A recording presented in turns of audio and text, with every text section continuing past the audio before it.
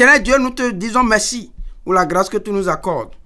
Prions que tu nous enseignes encore sur la compréhension de la vision céleste et que cela nous donne la grâce d'appliquer la sagesse à notre vie. Te disons merci parce que tu nous as exaucés. Au nom de Jésus, nous avons prié. Amen. Alors nous continuons sur la vision céleste et nous avons vu que Abraham, quand il a rencontré Dieu, Abraham a une vision. La vision céleste. Au-delà de ce que nous voyons dans Genèse, au chapitre 11, au chapitre 12, excusez-moi, nous voyons là-bas que Dieu a dit des choses à Abraham. Il était Abraham. Après, Dieu a changé son nom. Oui, conformément à la vision que Dieu lui a donnée. Regardez. L'Éternel, verset Genèse 12, verset 1er, l'Éternel dit à Abraham, va-t'en de ton pays, de ta patrie et de la maison de ton père, dans le pays que je te montrerai. Je ferai de toi une grande nation et je te bénirai. Je rendrai ton nom grand et tu seras une source de bénédiction. Oh, tout ça là, c'est magnifique. Vous voyez, non? C'est magnifique. Quand Dieu rencontre un homme, il va lui donner une vision. Il va faire, Dieu, il va commencer. Mais, ouais, Saul, il a vu d'abord une lumière, comme les autres ont vu physiquement. Mais il y a quelque chose, il y a au-delà du voile. Verset 3, il dit, je bénirai ceux qui te béniront, et je maudirai ceux qui te maudiront, et toutes les familles de la terre seront bénies en toi. Abraham est parti en même temps, comme Dieu lui a fait la promesse.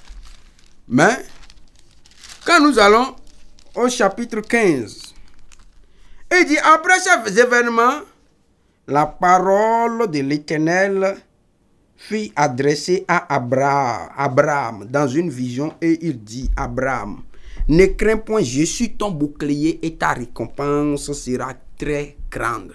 Et ça, c'est terrible. Ta récompense, c'est Dieu qui parle. Le Dieu fidèle qui parle, il dit, ta récompense sera grande, très, très grande. Vous comprenez? Vous allez voir, vous allez faire le rapport avec Hébreu tout à l'heure, il dit, Abraham répondit, Seigneur éternel, que me donneras-tu? Il ne comprend pas. C'est comme si jusque là, Dieu n'a pas encore donné. Il y a les détails de la révélation. Il y a les détails de la vision de Dieu que ne lui a pas donné. Lui, il était là, il cherche, vous voyez, non? Abraham cherche, il pense que comme Dieu lui a parlé là. Abraham pense que comme Dieu lui a parlé là, non. C'est que il aura des enfants, comme il dit, je te bénirai. Oh, Abraham voit les moutons, il voit les bœufs, il voit tout ça là, ça a rempli les plaines du Canaan. Il dit, oh, ça, Dieu m'a béni. Il dit, j'ai rendu ton nom grand. Parce que Abraham pense que comme Dieu a dit, il va rendre son nom grand là. Il pense que c'est comme quand les moutons passent ici, on dit que tout le monde dit, ça c'est les troupeaux d'Abraham. Nous voici, troupeau d'Abraham, troupeau d'Abraham, grand-papa Abraham. Tout ça là, il pense que c'est ça. Non, lui-même n'avait pas encore, il n'avait pas la profondeur de la vision. C'est ça. Et, bon, Abraham va dire, bon d'accord. Tu m'as dit, c'est comme si Abraham dit, tout ce que tu m'as dit là, j'ai vu, mais il reste une chose. Mais Abraham n'a rien compris encore. Il lui reste de comprendre beaucoup de choses.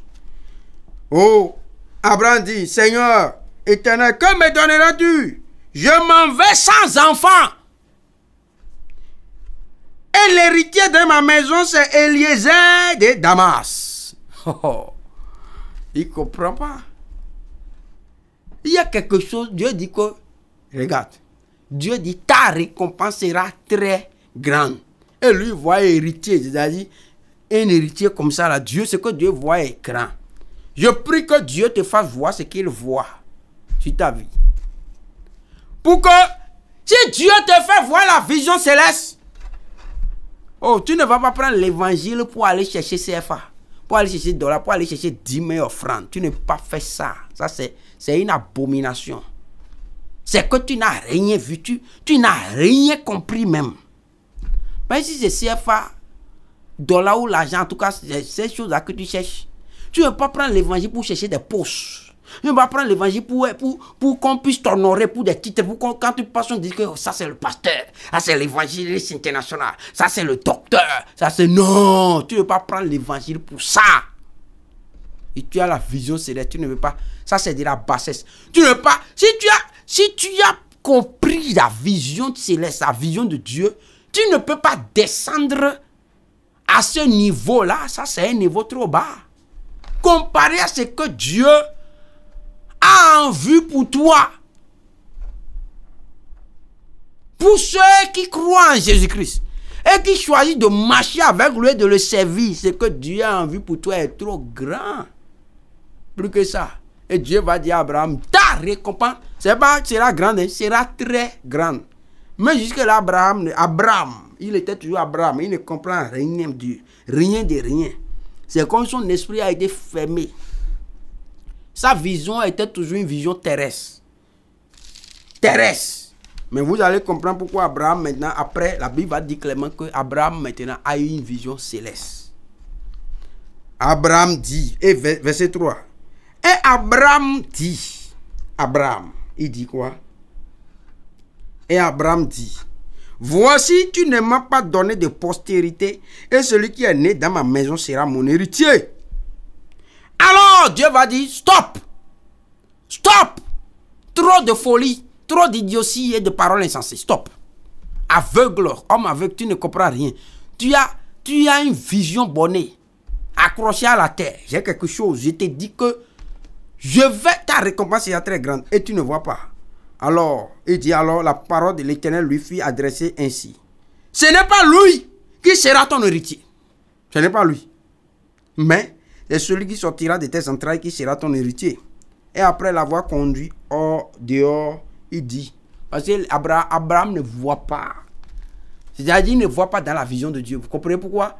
Paul dit, dans Éphésiens, il dit, qui vous donne un esprit de sagesse et de révélation dans sa connaissance. Et Abraham connaissait Dieu. Il parlait avec Dieu. Il pouvait dire qu'il connaît Dieu. Il parlait avec Dieu. Parce que Dieu s'est révélé à lui. Mais un esprit de sagesse, de révélation dans sa connaissance. Il avait besoin de ça pour aller plus loin avec Dieu. Et maintenant il dit, après l'avoir conduit dehors, il dit, regarde vers le ciel. Hein?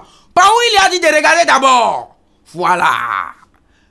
Il ne lui a pas dit de regarder. Oh, après vous allez voir la suite. Dieu ne veut pas mettre la priorité sur les choses de la terre. C'est d'abord sur les choses du ciel.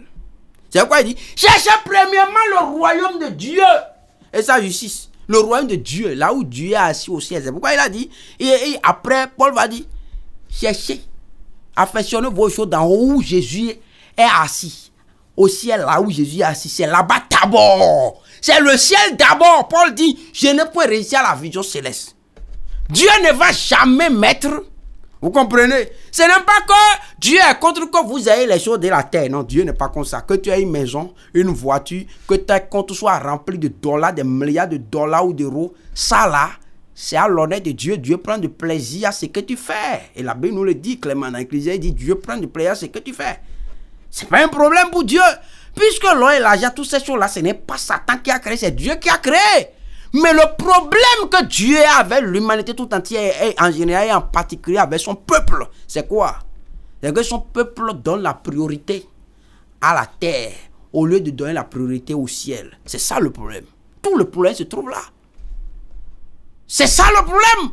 Tu es sur la terre non pas pour une vision terrestre, mais pour une vision céleste. C'est ce que Dieu veut. C'est le problème de Dieu. Mais pendant que tu es sur la terre, dans ta course de la vision céleste, tu as besoin des choses qui sont sur la terre, des choses terrestres, c'est tout. Donc, Dieu va montrer quelque chose à Abraham. Dieu est un pédagogue. Et donc, il a de la méthode dans tout ce qu'il fait. Il n'est pas un Dieu de désordre. Il pouvait commencer Abraham, quand il avait sorti Abraham, il y avait le sable, non? Il y avait tout ça là par terre. Il pouvait lui dire, regarde ça d'abord. Il dit non, Dieu ne va pas faire ça. Et premièrement, il va dire, regarde vers le ciel et contemple les étoiles. Si tu peux compter, elle lui dit, telle sera ta postérité. Vous voyez ça? Qu'est-ce qui se passe? Abraham eut confiance en l'Éternel qui le lui imputa à justice.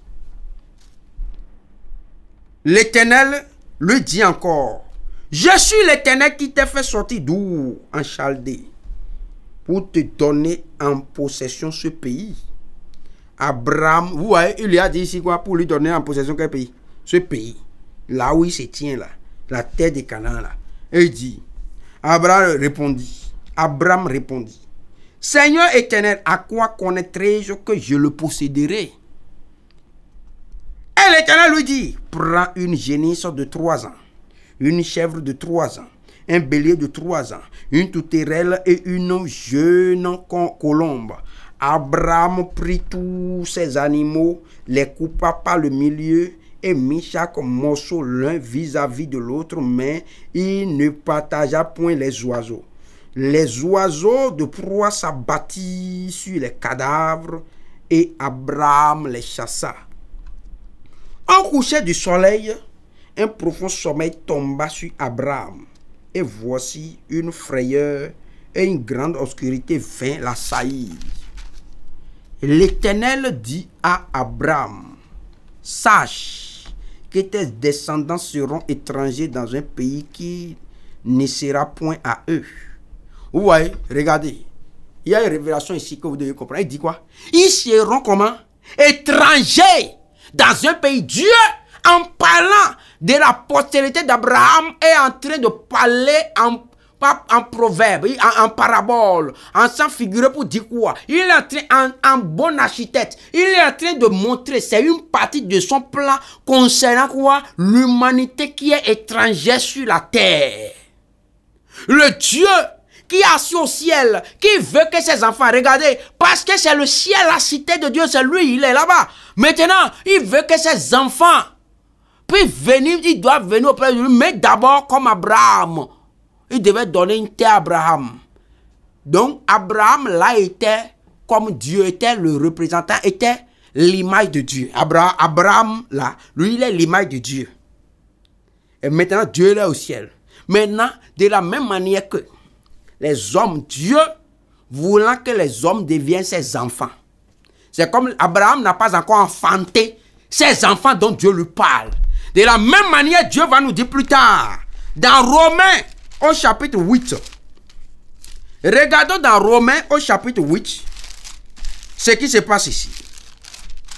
Dans Romains, au chapitre 8, il dit, verset 29, car ce qu'il a connu d'avance, les gens pensent que Dieu est en train de parler d'une race particulière. Non, c'est tous les hommes.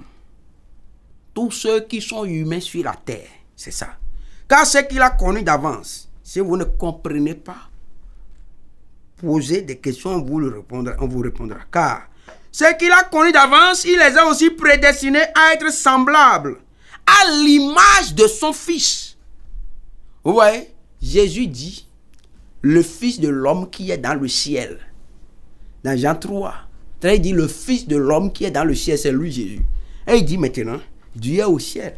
Et il dit, afin que son Fils fût le premier-né d'entre plusieurs frères. Premier-né dans plusieurs frères. Vous voyez, c'est-à-dire c'est le plan de Dieu.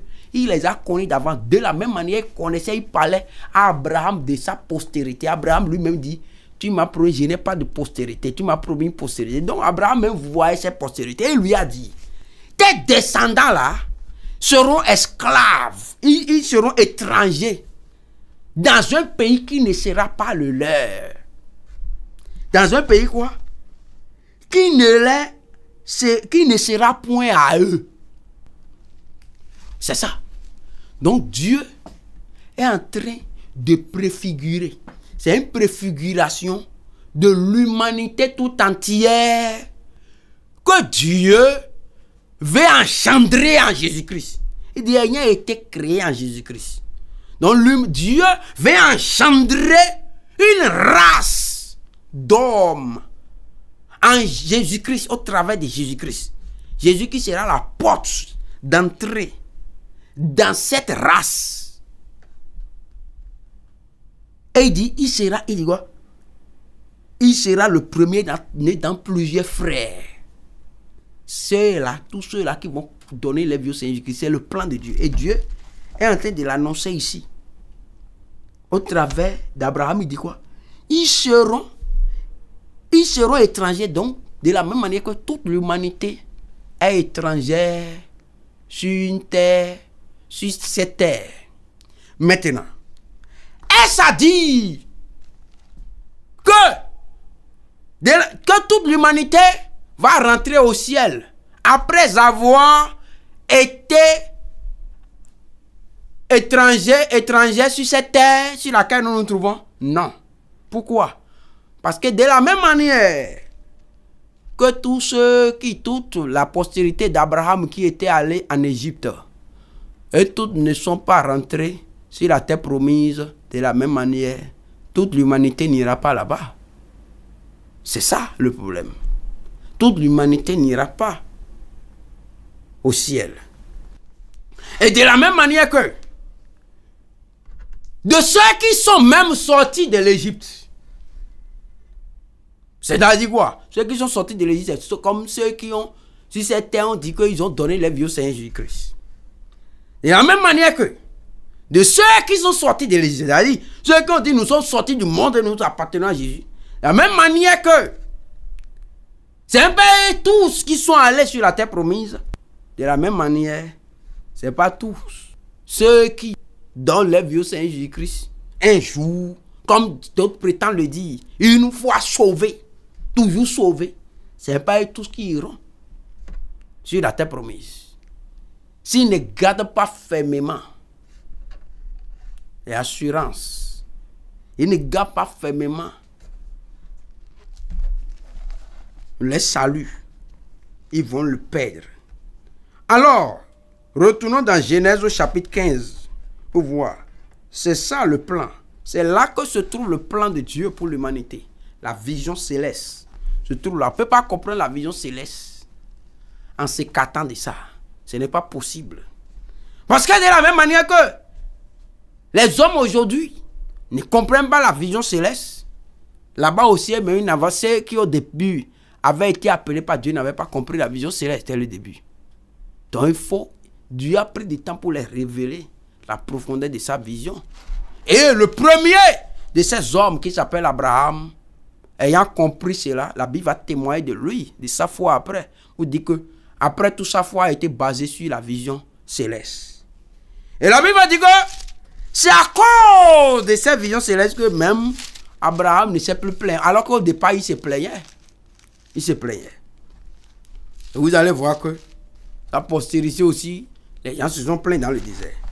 Parce que ici, dans le chapitre 15 au début, c'était une plainte que Abraham était en train d'adresser à Dieu. Oh, voici, maintenant, oh, tu m'as donné tout et je suis en train, j'ai beaucoup de choses que les gens doivent hériter, mais voilà maintenant, c'est un étranger, Eliezer de Damas qui va hériter de ça. Oh, qu'est-ce que tu vas me donner qui sera aussi grande que, oh, comme récompense et qui sera autre chose qu'une postérité. Tu ne m'as pas donné de postérité. Je ne suis pas d'accord, Dieu. Mais Dieu lui dit non. Dieu lui révèle maintenant, Dieu a commencé à décliner le plan. Et l'Éternel dit à Abraham, sache que tes descendants seront étrangers dans un pays qui ne sera point à eux.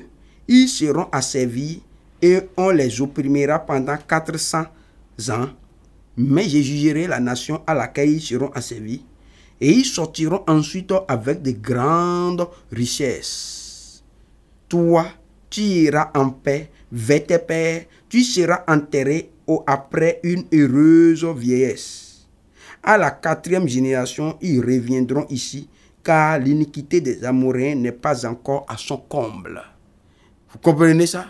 Car l'iniquité des Amoréens, vous comprenez pourquoi est-ce que Jésus n'est pas encore venu pour nous enlever? Voilà, l'iniquité de cette terre sera à son comble. Les gens, ça veut dire que vous comprenez pourquoi il y a des inventions de péché, des inventions de beaucoup de choses, il y a des choses abominables qui chaque jour, de nouvelles choses se créent, non? Voilà, c'est ça. Les Amoréens, c'est quoi? C'est ceux qui ne sont pas du peuple de Dieu.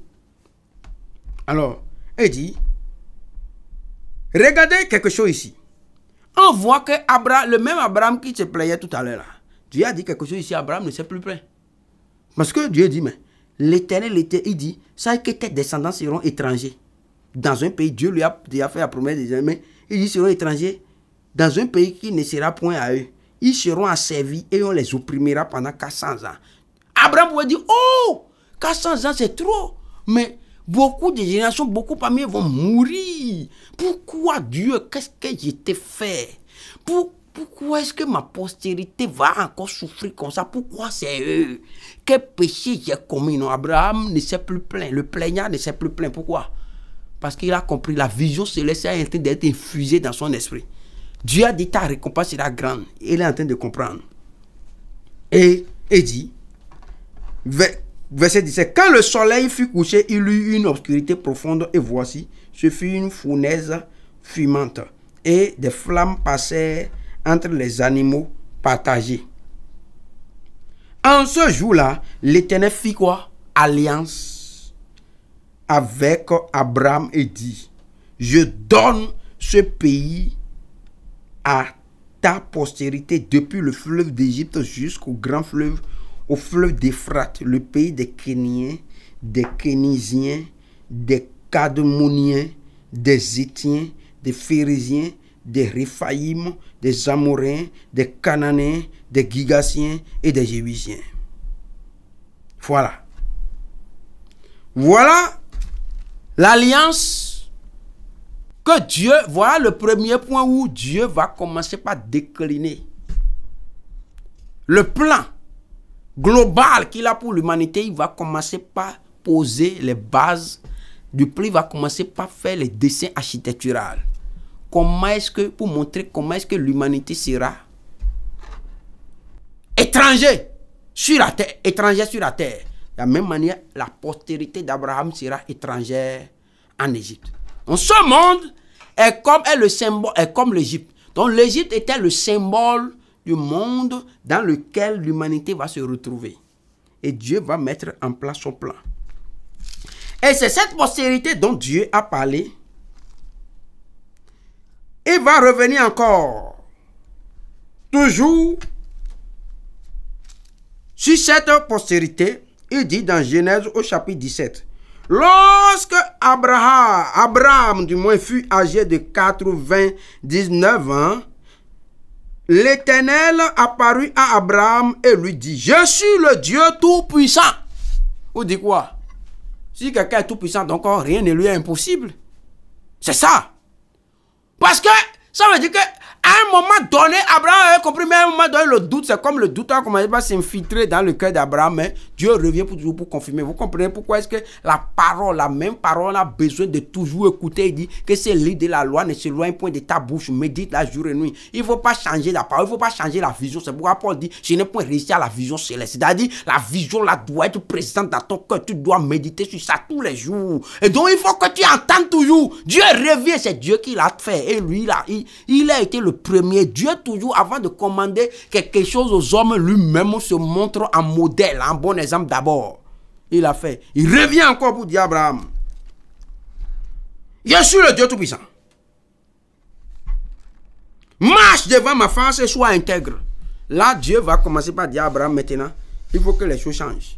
Dieu va lui dire, c'est comme tu es chrétien, tu as donné ta vie au Seigneur Jésus-Christ, tout ça là. Tu marches avec le Seigneur, un jour le Seigneur vient te dire maintenant, il faut marcher. Tu t'es repenti, d'accord. Tu as cru au Seigneur Jésus-Christ, d'accord. Tu as le salut, d'accord. Maintenant, il faut la sanctification. Voilà. Il dit, marche devant moi. Sois intègre. Parce que moi, je suis saint. Donc, je vais passer à une autre dimension, une autre phase avec toi. Et tant que tu ne seras pas intègre, ça ne peut pas marcher. C'est ça. La Bible est claire. Deux personnes ne peuvent pas marcher sans être convenues. C'est clair. Dieu est saint. Dieu est sérieux. Dieu est intègre. Dieu est fidèle. Abraham ne peut pas clocher des deux côtés. Mentir ici, faire ici, là-bas. Ça ne peut pas marcher. Et il dit, j'établirai mon alliance entre moi et toi. Et je te multiplierai comment? À l'infini. C'est la promesse. Dieu revient, c'est une autre phase que Dieu a entamée.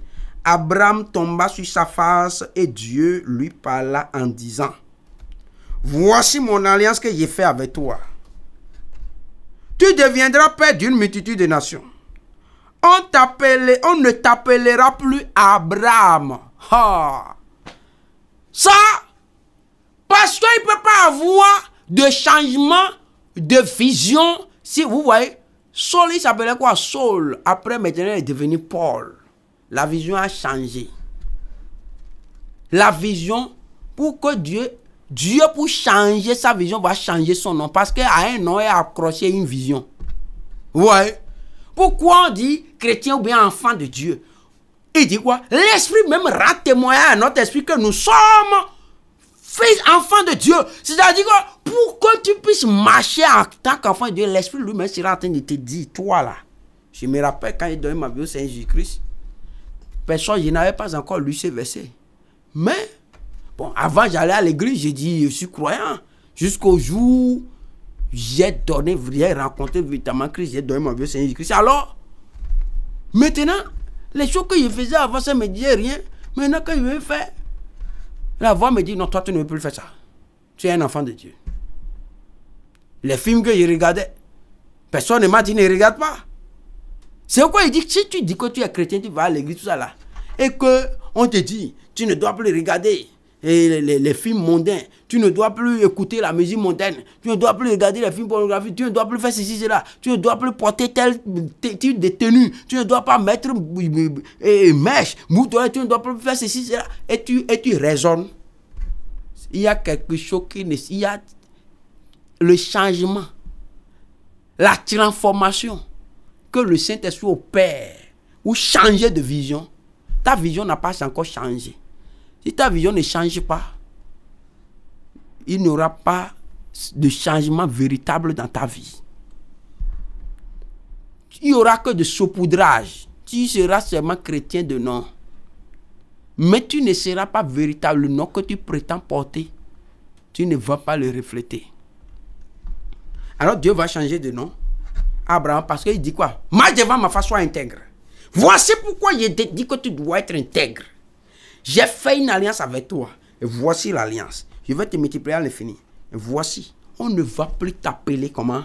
Abraham. Mais ton nom sera quoi? Ton nom sera Abraham. Abraham. Abraham. Car je te rends père d'une multitude de nations.